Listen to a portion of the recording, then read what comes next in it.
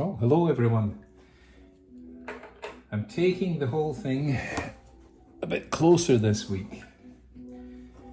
I know that some of you maybe can't quite easily see some of these things in the video, so this will just be looking at that application of the paint. So I'm going to do a recap, and I know many of you have not quite yet managed to get to the Blick art store in Haarlem, which, if you're not sure where it is, it's beside the Apollo Theatre. They have art boxes waiting for you. Just go in and ask for the Hostos art box for Professor Scott's class. These boxes are reduced from $120 to $42. And the equipment in them is professional. Canvases, palette, brushes, paint, everything that you need for the whole semester. So hurry up and get them because they are selling out and other students are wanting them. Anyway, you can see here I'm using the colours from that set. This is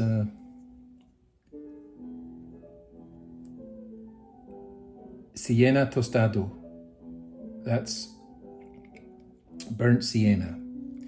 And that's a kind of reddish brown. And I'm using that for what's called the underpainting.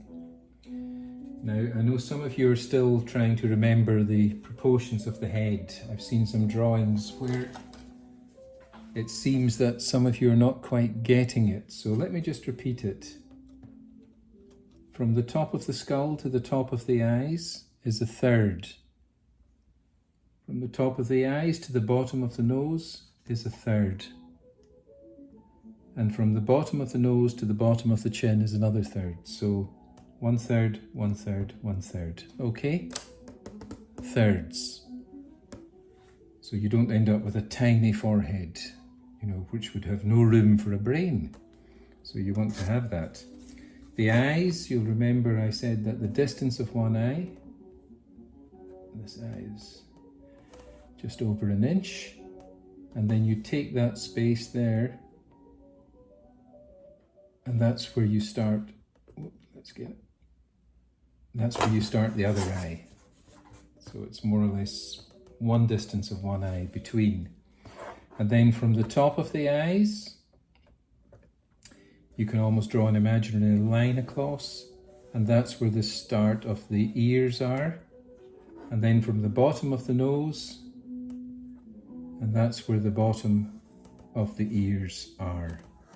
And then I was taking a line from the edge of the eye downwards, and that's where the neck is. So following that line from the edge of the eye downwards, you get the neck. And so too here. I'm going to have hair going around her here.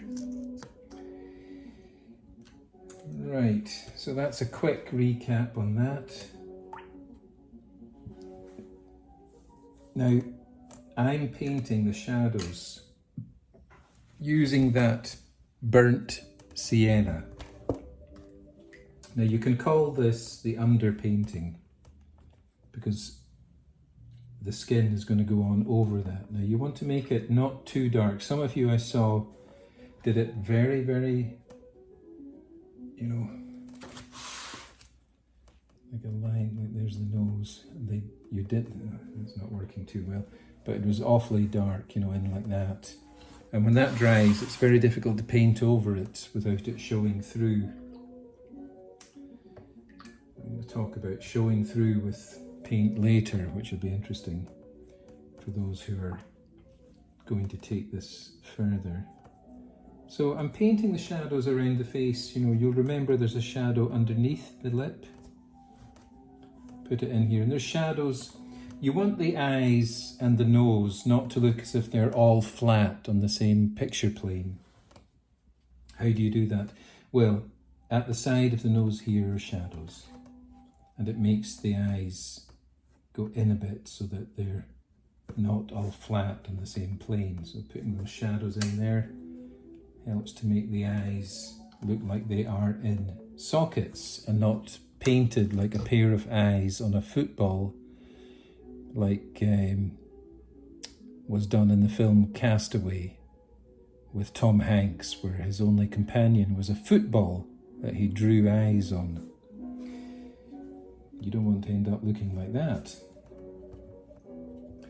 So, in there with the shadows around here and such like. I'll leave her for a minute. I'll go back to what I had very much earlier on when I was doing the drawing quickly for you, and here we have it again. And I'm going to go over things over and over again because I know for some of you it doesn't register so easily. So from the top of the head to the top of the eyes is a third. From the top of the eyebrow here, see, from the eyebrow to the bottom of the nose is a third. And from the bottom of the nose to the bottom of the chin is a third, okay? And then when you're starting it off, you know, just take, you can go over things. I'm using the small brush. You can go over things here which you've already drawn with the brown paint. There we are. And then you can go over where the eye is. Now my eyes are brown, so I'm going to just pop on it. I'm painting this on top of the pencil. And on this, you'll be doing this on your canvas. And please use the smaller of the two canvases. In the art box from Blick, you'll get two canvases. And use the smaller of those two.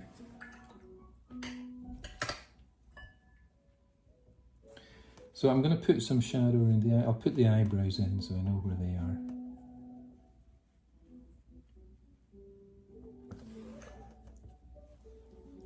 I'm going to put that there. Put the shadow for the cheek. Under here. Now he's got the shadow on this side of his nose. So the light is coming from here. There's the sun. So I'm just going to put the shadow on that side of the nose. And you can see how I'm using quite a lot of water with the paint. Now remember, you'll have two containers of water.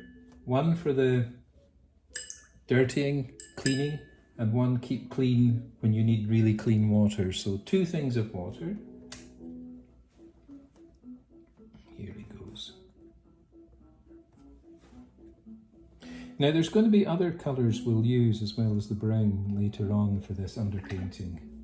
But you know, as most of you are not painters, you'll need to start it very, very slowly and build your way up, bit by bit. This whole class is like a slow jigsaw puzzle. You know, you'll get bit by bit by bit until the whole picture emerges.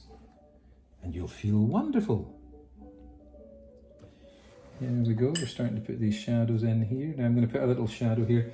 Now you'll remember at the top of the lip, it's going to be darker. So I'm just going to go straight in with the brown paint there. And then the bottom lip is going to be a bit lighter. And then beneath the bottom lip is going to go a shadow, okay? So there's a shadow under there. That's it. And I'll put some shadow on this side because he's more in shadow on this side here. And there's the neck, the cheek, around the edge here.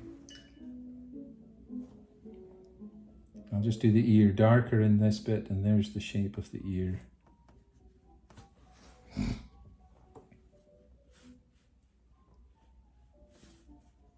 You see, for all of this, I'm only using the small brush, but you can, you know, you're welcome to use one of the brushes from the Bristol pack as well as the small one, but the small one is giving me more control.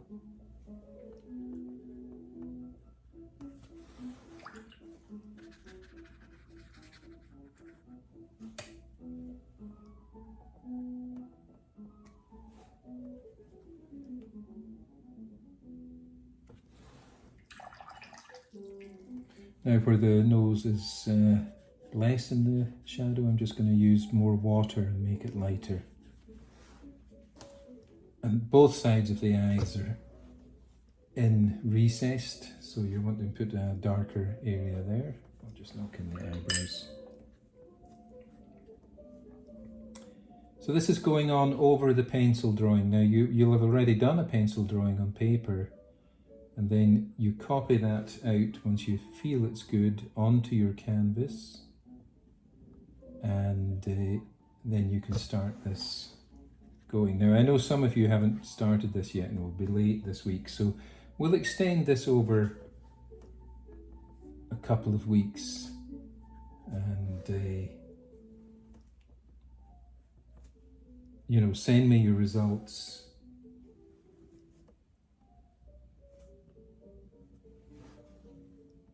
For this week's setup by the 6th of October. So I'm just going to go over that with a little bit of this brown. And I'm going to do the edge of the chin here with it.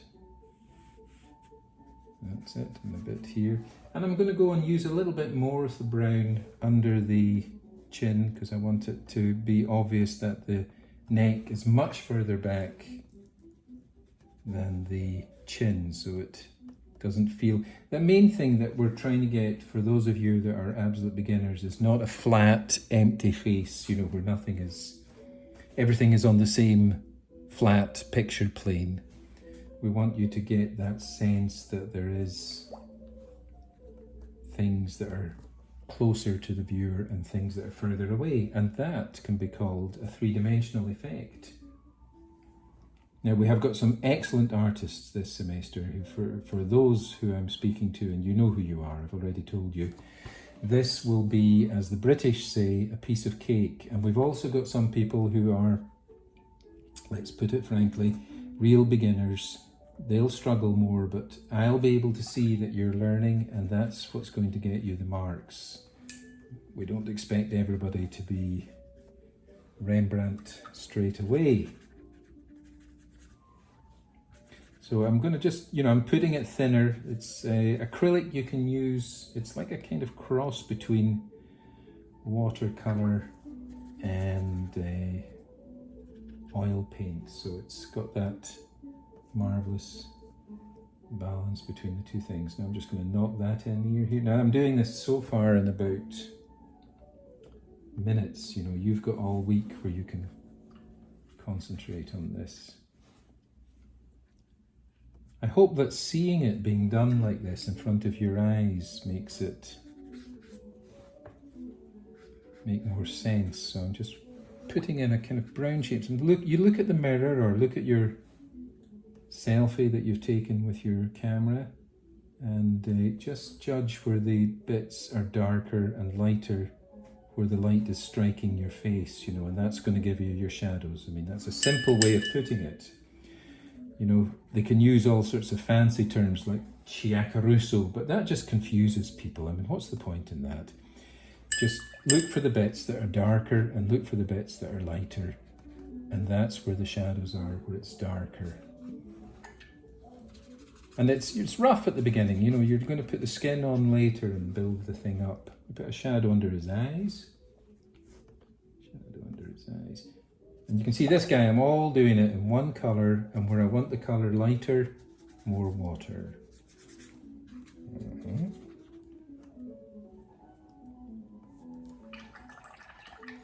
And I'll use a little bit of a bigger brush to do the hair, because I'm just going to do everything with this brown at the beginning. You know, it's all this, it's a nice warm tone to start the painting with. Here.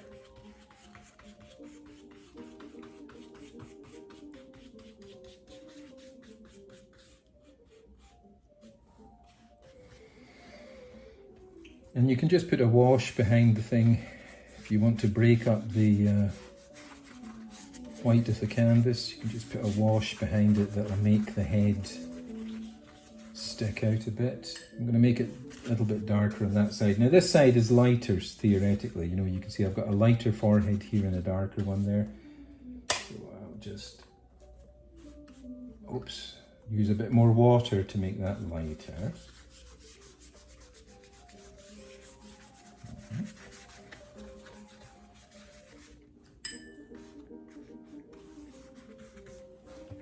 We'll fit in a bit of this neck.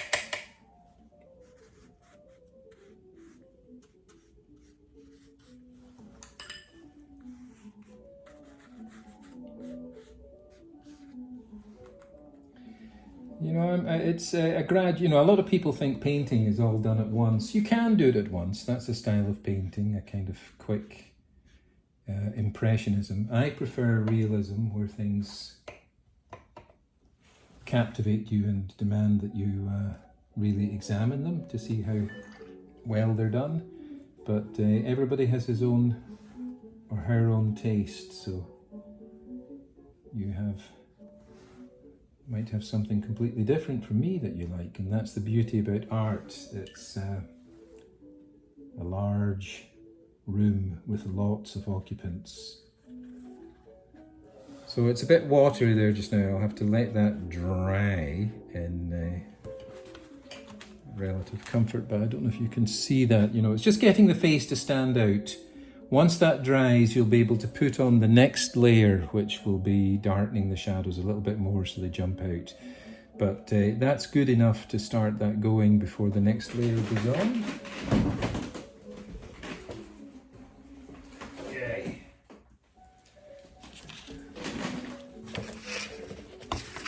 Oops. It's tricky setting all this up so the camera's not in the way. So that's the one I'll be doing a little bit more on next time, and that's going to be with the burnt